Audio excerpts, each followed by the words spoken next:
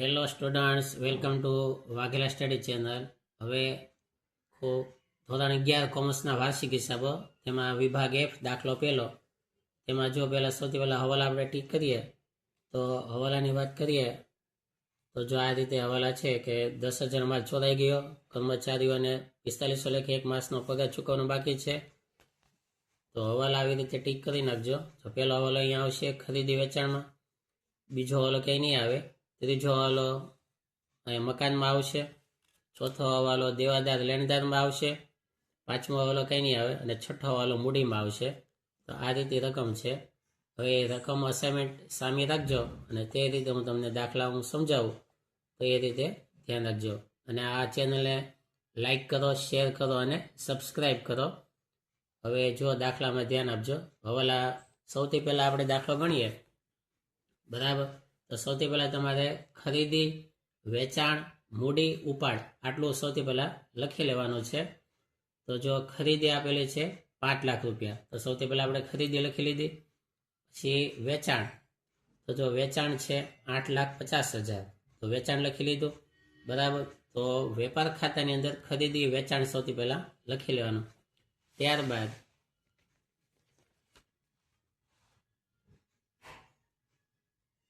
મૂડી લખી લેવાની. મૂડી છે 1,39,000. પછી 3 લીટી મૂકી દેવાની અને માઇનસ કરી અને ઉપાડ લખી લેવાનો.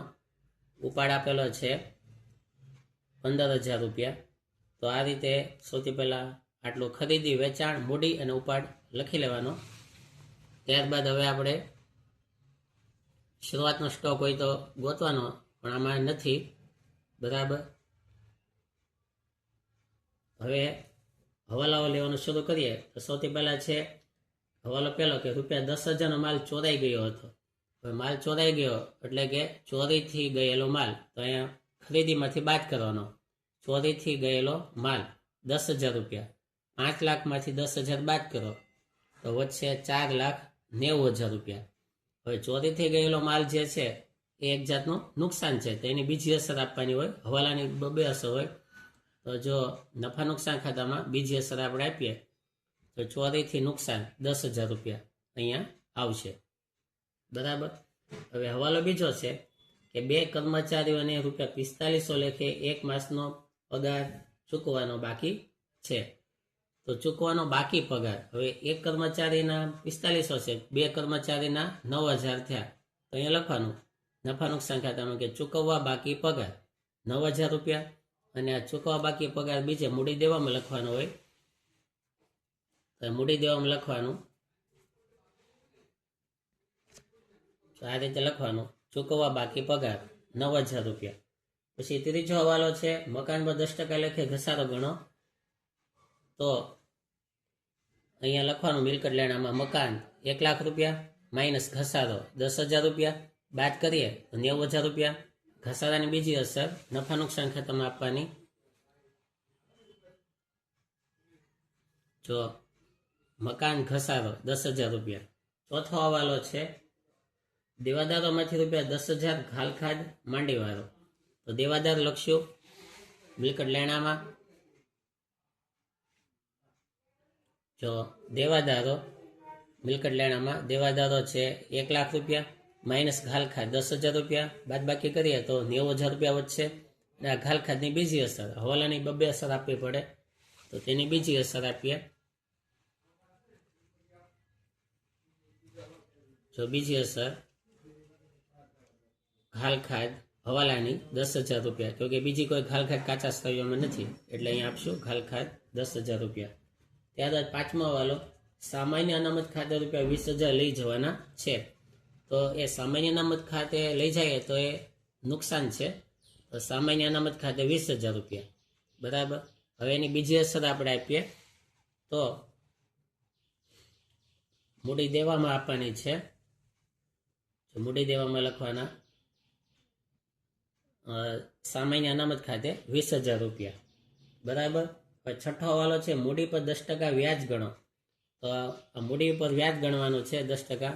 જો અહીંયા મૂડી 1,39,000 છે, મૂડી પર વ્યાજ 10% તેના કરીએ તો 13,900 આવશે. આ મૂડી પર વ્યાજ મૂડીમાંથી મૂડીમાં પ્લસ કરવાનું, પ્લસ મૂડી પર વ્યાજ 13,900, અને આ મૂડી પર વ્યાજ છે એ પેઢી માટે નુકસાન છે. તો નફા નુકસાન ખાતામાં મૂડી પર વ્યાજ આપણે નુકસાનમાં લેશું. જો મૂડી પર વ્યાજ 13,900 રૂપિયા. તો 6 હવાલા અહીંયા પૂરા થયા. હવે હવાલા પૂરા થાય પછી લાઈનમાં આપણે લેતા જાય બાકીની વિગત. તો ઉપાડ આવી ગયો, મૂડી આવી ગઈ, ખરીદી વેચાણ આવી ગયું. હવે માલ પરત. હવે માલ પરત ઉધાર સાઈડનો માલ પરત છે. ઉધાર માલ પરત હોય એટલે વેચાણ પરત ગણવાનું. તો જો વેચાણ, જો માઇનસ વેચાણ પરત. વેચાણ 8,50,000 હતું, તેમાંથી 40,000 બાદ કરીએ તો 8,10,000 વધશે આ વેચાણ પરત. હવે બધાને એક એક અસર આવશે કેમ કે હવાલા નથી. પછી વટાવ. વટાવની અંદર બંને વટાવ છે. તો ઉધાર વટાવ હોય, આપેલ વટાવ હોય, જમા વટાવ હોય, મરેલ વટાવ હોય, બંને વટાવ આવશે નફા નુકસાન ખાતામાં. જો અહીંયા આપેલ વટાવ 4,000 અને મરેલો વટાવ 6,000, બંને વટાવ અહીંયા લખાશે. વટાવ પછી ભાડું છે. ભાડું પણ નફા નુકસાન ખાતાની ઉધાર બાજુ ભાડું 5,000 રૂપિયા. જો અહીંયા પછી દેવાદાર લેણદારો, દેવાદાર આવી ગયા. લેણદાર જમા હોય એ લેણદાર હોય. લેણદાર છે 80,000. તો લેણદારો જો અહીંયા લેણદારો 80,000 રૂપિયા, બરાબર. ત્યારબાદ કમિશન ઉધારમાં છે. કમિશન 6,000. તો એ નફા નુકસાન ઉધાર બાજુ આવશે કમિશન. જો કમિશન 6,000 રૂપિયા. ત્યારબાદ કમિશનની પછી હુંડીઓ છે. હુંડીઓ પણ બે છે. ઉધારમાં હુંડી છે એ લેણી હુંડી કહેવાય. જમામાં હુંડી છે તે દેવી હુંડી કહેવાય. તો બંને હુંડી લખશું એ આવશે મૂડી દેવામાં અને મિલકત લેણામાં. તો તેમાં આપણે લઈએ તો બંને હુંડી આવશે. જો જમામાં હતી તે દેવી હુંડી કહેવાય. દેવી હુંડી 25,000 અને ઉધાર હતી તે લેણી હુંડી કહેવાય. તો લેણી હુંડી છે 15,000 રૂપિયા. હુંડીઓની પછી રોકડ અને બેંક. તો રોકડ બેંકમાં એક જ તે વિગત છે 35,000 રૂપિયા. તો રોકડ બેંક સાથે હોય તો તે મિલ્ક લેણા સાઈડ લખવાનું. જો રોકડ બેંક 35,000 રૂપિયા. ત્યારબાદ મકાન આવી ગયું લાઈનમાં જોજો અસાઇનમેન્ટમાંથી. ફર્નિચર બાકી છે 30,000 રૂપિયા. તો જો ફર્નિચર, અહીંયા ફર્નિચર 30,000 રૂપિયા. પછી ઓફિસ યંત્રો 2 લાખના, એ પણ મિલકત છે. તો ઓફિસ યંત્રો 2 લાખ. ઓફિસ યંત્રો 2 લાખ. ત્યારબાદ મજૂરી છે 10,000 રૂપિયા. તો એ વેપાર ખાતામાં આવશે મજૂરી. જો આ વેપાર ખાતામાં મજૂરીના 10,000 રૂપિયા વેપાર ખાતામાં. પછી 10% બેંક લોન અને બેંક લોનનું વ્યાજ. બેંક લોન મૂડી દેવામાં આવશે. તો 10%ની બેંક લોન 1 લાખ રૂપિયા. હવે એના 10% કરો તો 10,000 જ આવે અને 10,000 જ તે વ્યાજ તરીકે છે. તો બેંકનું વ્યાજ નફા નુકસાન ખાતામાં ઉધાર બાજુ આવશે. તો જો લોનનું વ્યાજ, જો નફા નુકસાન ખાતું ઉધાર ખાતું, લોનનું વ્યાજ 10,000 રૂપિયા. ત્યારબાદ આખર સ્ટોક મિલકત લેણા સાઈડ. જો આખર સ્ટોક 30,000 રૂપિયા મિલકત લેણા સાઈડ આવશે. પછી ઓફિસ ખર્ચા 1 લાખ રૂપિયા. ઓફિસ ખર્ચા મિલકત નફા નુકસાન ખાતામાં આવશે. તો ઓફિસ ખર્ચ 1 લાખ રૂપિયા. હવે અહીંયા બધા હવાલાની અને કાચા સરાઈની અસર અપાઈ ગઈ છે. હવે ટોટલ કરીએ તો સૌથી પહેલાં આપણે વેપાર ખાતાનો ટોટલ કરીએ. તો વેપાર ખાતાનો ટોટલ કરીએ તો 8,10,000 રૂપિયા જમાનો ટોટલ આવે છે. આ અહીંયા ટોટલ લખીએ 8,10,000 રૂપિયા. અને તેમાંથી આ બંનેનો ટોટલ બાદ કરીએ 5 લાખનો ટોટલ. તો આવશે 3,10,000 રૂપિયા, જે આવશે કાચો નફો. આ કાચો નફો આપણે નફા નુકસાન ખાતામાં લઈએ. તો નફા નુકસાન ખાતામાં કાચો નફો આવશે 3,10,000 રૂપિયા. હવે ટોટલ કરીએ તો ટોટલ આવશે 3,16,000 રૂપિયા. એ ટોટલ અહીંયા લઈએ 3,16,000 રૂપિયા. અને બધો ટોટલ ઉપરથી નીચે સુધીનો જો આ ટોટલ બધો બાદ કરીએ, આ બધો ટોટલ જે છે નફા નુકસાન ખાતાનો બધો ટોટલ આપણે બાદ કરીએ તો ચોખ્ખાનો ભાવ છે 1,18,100. અને આ ચોખ્ખાનો ભાવ આપણે છોડીએ મૂડી પ્લસ મૂડી પર વ્યાજ પ્લસ નફો 1,18,000 તો 2,71,000 આવશે. તેમાંથી ઉપાડ બાદ કરીએ 15,000 તો આવશે 2,56,000. હવે ટોટલ બંને સાઈડ લગાડીએ તો પહેલાં મૂડી દેવાનો ટોટલ આપણે કરતા જઈએ તો આવશે 4,90,000. અને મિલકત લેણા સાઈડનો ટોટલ કરીએ તો મિલકત લેણા સાઈડનો ટોટલ આવશે એ પણ આવશે 4,90,000. તો આ રીતે હું ફરી વખત તમને બધા રકમ બતાવી દઉં, સ્ક્રીનશોટ પાડી લેજો. અને આ રીતે દાખલો છે. જો આ વેપાર ખાતું છે, જો ખાસ સ્ક્રીનશોટ પાડી લેજો એટલે ખ્યાલ આવે. વેપાર ખાતું આ એનો ટોટલ, પછી આ નફા નુકસાન ખાતું છે. બધા સ્ક્રીનશોટ પાડી રાખજો એટલે બધી ખબર પડી જાય તમને આ રીતે. અને પછી પાકો સરવૈયું છે, આ પાકા સરવૈયાનો ટોટલ બધી વિગતો છે. સ્ક્રીનશોટ પાડી રાખો. જો આ રીતે બધી વિગતો પાકા સરવૈયાની. અને આ છેલ્લે ટોટલ. બરાબર, આ રીતે. Thank you very much. Hello students, welcome to Vaghela study channel. વિદ્યાર્થી મિત્રો, ધોરણ 11 વાર્ષિક હિસાબ આપણે શીખવાના છે. તો સૌપ્રથમ તો આ ચેનલને લાઈક કરો, શેર કરો અને સબસ્ક્રાઈબ કરો. હવે 11 કોમર્સના વાર્ષિક હિસાબો. તો સૌથી પહેલાં હવાલા ટીક કરી લઈએ. તો જો હવાલા ટીક કરીએ તો મજૂરીમાં ચોથો હવાલો અને ત્રીજો હવાલો બંને ટીક કરજો. પછી દેવાદારોમાં બીજો હવાલો ટીક કરો. યંત્રોમાં ચોથો હવાલો ટીક કરો. બરાબર, આ રીતે હવાલાઓ છે. અને પહેલો હવાલો કે ટીક નહીં થાય એ આપણે ડાયરેક્ટ લેશું. અને અહીંયા જો સ્ટોક લખેલો છે શરૂઆતનો 1/4/24, આ યાદ રાખશું. ત્યારબાદ ખરીદી, ઉપાડ, વેચાણ એ બધું આપણે લેવાનું શરૂ કરીએ. તો બધા દોરી નાખો અને જે રીતે કહો એ પ્રમાણે અસાઇનમેન્ટ ખોલી રાખજો અને આ રીતે આપણે લેશું. તો સૌથી પહેલાં અસાઇનમેન્ટમાંથી સ્ટોક શરૂઆતનો જે 1 તારીખનો સ્ટોક છે તે લઈએ. તો શરૂઆતનો સ્ટોક જો ધ્યાન આપજો ખાસ. સૌથી પહેલાં શરૂઆતનો સ્ટોક 60,000 રૂપિયા આપેલો છે તો એ સૌથી પહેલાં લઈ લીધો શરૂઆતનો સ્ટોક 60,000 રૂપિયા. ત્યારબાદ ખરીદી, વેચાણ. તો ખરીદી 6 લાખ છે તો પછી લખવાની ખરીદી 6 લાખ, વેચાણ 9,98,000 છે તો વેચાણ લખવાનું 9,98,000. ત્યારબાદ મૂડી ઉપાડ, મૂડી 4 લાખ છે તો એને આપણે પાકા સરવૈયામાં લખશું. પાકું સરવૈયું, તેમાં મૂડી 4 લાખ રૂપિયા અને 3 લીટી મૂકી અને માઇનસ કરીને ઉપાડ લખવાનો 12,000 રૂપિયા. આ રીતે 5 વસ્તુઓ સૌથી પહેલાં લખી લેવાની એટલે વાર્ષિક હિસાબમાં ગણવાનું ઇઝી પડે. સૌથી પહેલાં શરૂઆતનો સ્ટોક, ખરીદી, વેચાણ, મૂડી અને ઉપાડ. ત્યારબાદ આપણે હવાલા લઈએ તો આખર માલનો સ્ટોક જે છે તે 1,10,000 છે. એમાં 50% માલની બજાર કિંમત 10% વધુ છે. હવે વધુ કિંમત કીધી હોય તો તે કાંઈ ગણતરીમાં લેવાની થતી નથી. ઓછી કીધી હોય તો ગણતરીમાં લેવી પડે. તો આખર માલ સ્ટોક આનો આ તે રહેશે 1,10,000. તો તેને વેપાર ખાતામાં લખશું સૌથી પહેલાં હવાલાને. જો આ 3 લીટી મૂકી દેવાની. આખર માલ સ્ટોક 1,10,000 રૂપિયા. બરાબર, હવે આ આખા હવાલાનો છે એટલે એની બીજી અસર મિલકત લેણા સાઈડ આપવાની. તો જો મિલકત લેણા સાઈડ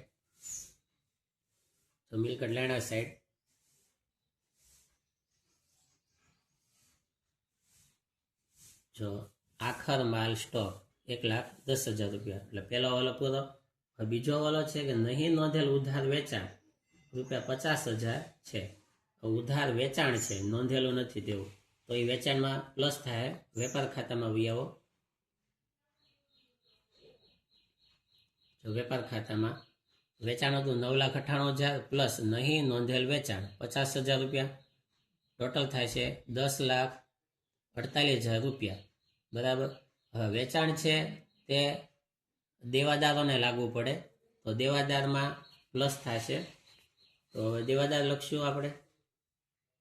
મિલકત લેણા સાઈડ બી આવો, તો થોડીક જગ્યા છોડી અને દેવાદારો, જો દેવાદારો છે 1,20,000 પ્લસ નહીં નોંધેલ ઉધાર વેચાણ 50,000 રૂપિયા, બંનેનો ટોટલ થાય છે 1,70,000 રૂપિયા.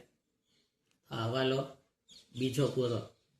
હવે હવાલો ત્રીજો છે ચૂકવાની બાકી મજૂરી રૂપિયા 10,000 છે. હવે મજૂરી, તો મજૂરી લખાતી હોય છે વેપાર ખાતામાં, તો જો ધ્યાન આપો. મજૂરી 50,000 અપાયેલી છે, તેમાં પ્લસ ચૂકવવા બાકી મજૂરી 10,000 રૂપિયા, બંનેનો ટોટલ કરીએ તો 60,000 રૂપિયા આવશે, બરાબર. હવે ચૂકવવા બાકી મજૂરી છે એની બીજી અસર મૂડી દેવામાં આપવાની હોય, તો મૂડી દેવામાં લખવાનું ચૂકવવા બાકી મજૂરી 10,000 રૂપિયા. અને દેવાદારો લઈ લીધા તો લેણદારો લખી લઈએ. લેણદારો છે 85,000 રૂપિયા, એટલે કે દેવાદાર લેણદાર બંને એક સાથે છે, એટલે બંને લઈ લીધા આપણે લેણદારો 85,000 રૂપિયા. ત્યારબાદ હવાલો જોઈએ ને પછીનો ત્રીજો હવાલો ચૂકવાની બાકી મજૂરી રૂપિયા 10,000. પછી ચોથું યંત્રો ગોઠવાની મજૂરી રૂપિયા 5,000 ભૂલથી મજૂરી ખાતે ઉધારેલ છે. તો યંત્ર ગોઠવાની મજૂરી છે એ મજૂરી ન કહેવાય, યંત્રમાં પ્લસ થાય, યંત્રનો ખર્ચો કહેવાય. તો તેને આપણે ભૂલથી મજૂરી ખાતે લખાઈ ગઈ તો મજૂરીમાંથી બાદ કરવી પડશે. તો જો ધ્યાન આપો, વેપાર ખાતાની અંદર જો ભૂલથી નોંધેલ મજૂરી 5,000 રૂપિયા, તો તેને 60,000માંથી 5,000 બાદ કરો તો આવે 55,000 રૂપિયા. ટોટલ મજૂરી આવશે હવે 55,000 રૂપિયા. અને આ મજૂરી યંત્ર ખાતામાં ઉમેરાઈ જાય છે. તો જો પાકા સરિયામાં મિલકત લેણા સાઈડ યંત્રો છે 90,000 પ્લસ મજૂરી 5,000, ટોટલ યંત્રો થશે 95,000. ત્યારબાદ હવાલા પૂરા. હવે લાઈનમાં આપણે કાચા સરિયાની વિગતો લેતા જઈએ. ઉપાડ આવી ગયો, ઉધાર બાકીઓ સૌથી પહેલા એટલે ઉપાડ આવી ગયો, ખરીદી આવી ગઈ, સ્ટોક શરૂઆતનો આવી ગયો, માલ પરત, ઉધાર સાઈડનો માલ પરત. ઉધાર સાઈડનો માલ પરત હોય એ વેચાણ પરત હોય. તો જો ધ્યાન આપજો,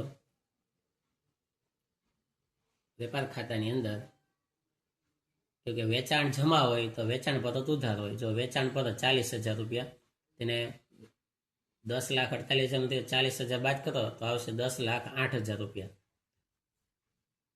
પછી પગાર 31/1/25 સુધીનો છે 1,20,000 રૂપિયા, એટલે કે 10 મહિનાનો પગાર છે. પગાર નફા નુકસાનની ઉધાર સાઈડ લેવાનો, નફા નુકસાન ખાતું. હવે પગાર છે 1,20,000 રૂપિયા, આ 10 મહિનાનો છે એટલે 1 મહિનાના 12,000 થયા, તો 2 મહિનાના ચૂકવવાના બાકી છે, ફેબ્રુઆરી અને માર્ચ મહિનાના. તો પ્લસ કરવાનું ચૂકવવા બાકી પગાર 2 મહિનાનો 24,000, તો ટોટલ થશે 1,44,000 રૂપિયા.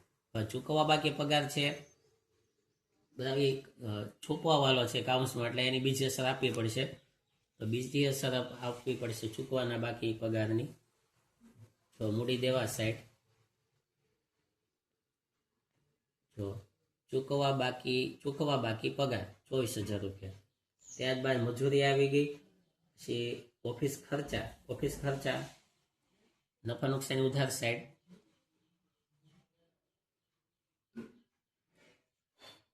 જો ઓફિસ ખર્ચા 80,000 રૂપિયા. અસાઇનમેન્ટ ખુલ્લી રાખજો, એમાંથી લાઈનમાં લઈએ છીએ. પછી દેવાદાર આવી ગયા. જાહેરાત ખર્ચ પણ અહીંયા આવશે, જાહેરાત ખર્ચ 50,000 રૂપિયા. સ્ટેશનરી ખર્ચ પણ નફા નુકસાન ઉધાર સાઈડ, સ્ટેશનરી ખર્ચ 6,000 રૂપિયા. યંત્રો આવી ગયા. મકાન 3,60,000, મકાન છે એ મૂડી મિલકત લેણા સાઈડ આવશે. મિલકત લેણા સાઈડ યંત્રો આવી ગયા. મજૂરી મકાન 3,60,000 રૂપિયા. પછી ભાડું આવશે નફા નુકસાની ઉધાર સાઈડ.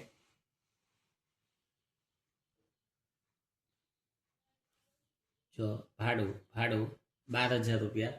પછી 10%ના ડિબેન્ચરમાં રોકાણ બધા મિલકત લેણા સાઈડ આવે, તો 10%ના ડિબેન્ચરમાં રોકાણ જો 10% ડિબેન્ચરમાં રોકાણ અહીંયા આવશે.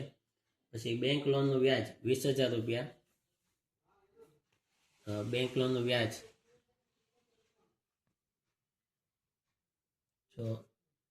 બેંક લોનનું વ્યાજ 20,000 રૂપિયા. ત્યારબાદ હવે જમા બાકીમાં મૂડી આવી ગઈ, વેચાણ આવી ગયું, માલ પરત. જમા સાઈડ માલ પરત હોય ખરીદ પરત, તો તેને ખરીદીમાંથી બાદ કરશું. વેપાર ખાતામાં જો ખરીદી 6 લાખ હતી માઇનસ માલ પરત 20,000, તો 5,80,000 રૂપિયા આવશે ખરીદીમાં. પછી મરેલ ડિબેન્ચર વ્યાજ 5,000 રૂપિયા. જો ડિબેન્ચરનું વ્યાજ 5,000 રૂપિયા.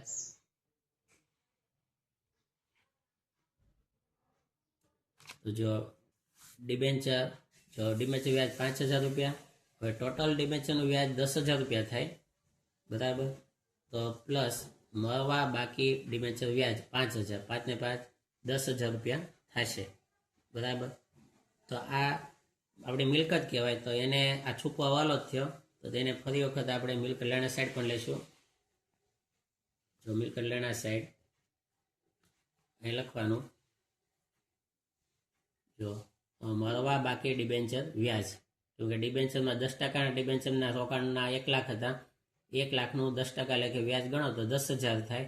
5,000 જ વ્યાજ આવ્યું હતું, 5,000 બાકી હતું, તો લખી નાખ્યું કે મળવા બાકી ડિબેન્ચર વ્યાજ 5,000 રૂપિયા. પછી વટાવ, જમા સાઈડનો વટાવ છે, તો એ મિલકત નફા નુકસાનની જમા સાઈડ. જો મરેલો વટાવ 11,000 રૂપિયા. 10%ની બેંક લોન મૂડી દેવા સાઈડ, 10%ની બેંક લોન મૂડી દેવા સાઈડ. જો 10%ની બેંક લોન 2 લાખ રૂપિયા. લેણદારો આવી ગયા, ચૂકવાનું બાકી ભાડું એ અહીં લખી નાખવાનું, ચૂકવવા બાકી ભાડું મૂડી દેવા સાઈડ. હવે ટોટલ કરીએ આપણે, બધું જોતા જાજો, કંઈ બાકી રહી ગયું એટલે લખવાનું. બધા પહેલાં સૌથી પહેલાં વેપાર ખાતાનો ટોટલ. તો વેપાર ખાતાનો ટોટલ આપણે કરીએ તો 11,18,000 રૂપિયા આવશે. 11,18,000 રૂપિયા. હવે એ 11,18,000 રૂપિયા લખીએ, તેમાંથી આ બધો ટોટલ બાદ કરીએ અહીં સુધીનો, તો આવશે 4,23,000 રૂપિયા. આ કાચો નફો આવશે, જે નફા નુકસાન ખાતે લઈ જઈએ. તો કાચો નફો અહીંયા લખીએ આપણે નફા નુકસાન ખાતામાં. કાચો નફો લખી લીધો 4,23,000. હવે ટોટલ કરીએ બધો, આ રીતે બધું જોતા જજો. તો ટોટલ આવશે 4,44,000 રૂપિયા. એ 4,44,000 રૂપિયા અહીંયા લાવીએ, તેમાંથી આ બધો ટોટલ બાદ કરીએ આપણે, તો ચોખ્ખો નફો આવશે 1,32,000. આ ચોખ્ખો નફો આપણે મૂડીમાં પ્લસ કરીએ, તો મૂડીમાં 4 લાખ રૂપિયા પ્લસ નફો 1,32,000, ટોટલ થશે 5,32,000. તેમાંથી ઉપાડ બાદ કરીએ 12,000, તો આવશે 5,20,000. હવે આનો ટોટલ કરીએ, તો આ રીતે જોતા જાજો. અને હવે ટોટલ કરીએ તો મૂડી દેવા સાઈડ આવશે 8,40,000 ટોટલ, અને અહીંયા પણ મિલકત લેણા સાઈડ આવશે 8,40,000 ટોટલ. તો આ રીતે આખો દાખલો પૂરો થાય. Thank you very much.